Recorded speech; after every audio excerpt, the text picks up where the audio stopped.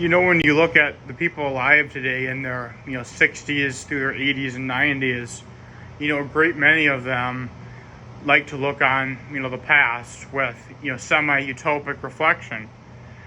And the reason I say semi is we can't really deny that there was horrible racism, especially in the 50s. The civil rights movement started to make progress in that avenue. It's still not successfully been a mitigated problem today. But a lot of these older folks, they like to reminisce, about the 1950s. And that was a time, obviously, when a lot of the GIs returned home from World War II.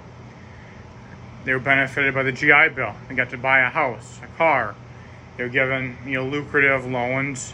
And that's when the baby boom generation came about. But a lot of that time was full of other things.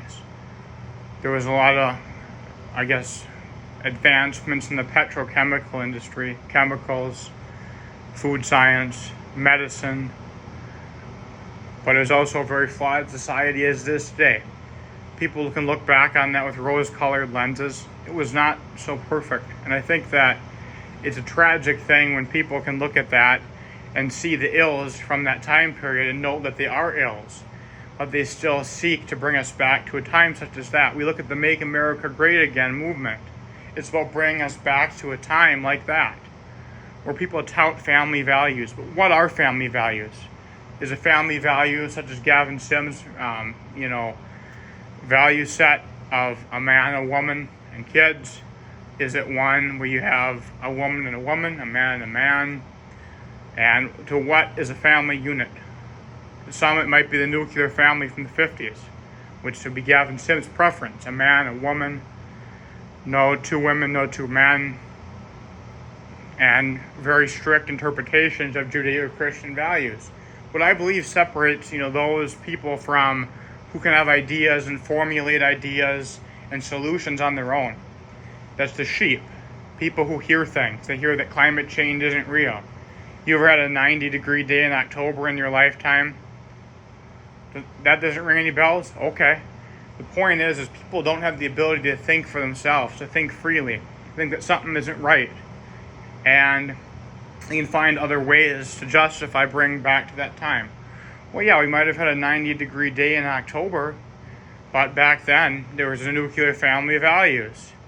So they'll always find something to clutch onto, to obviously reminisce and present this past as a utopia that we can try to achieve going forward. While the 1950s was not a utopia. A utopia, by definition, is impossible.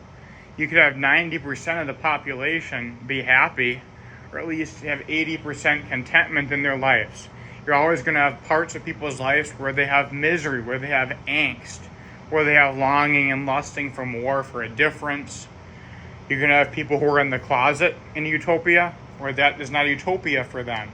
You can never have a society where every single member of the community is placated to a point where they could say they're completely happy. Therefore, a utopia. It will never happen. If they outlaw gay marriage, I'd be unhappy.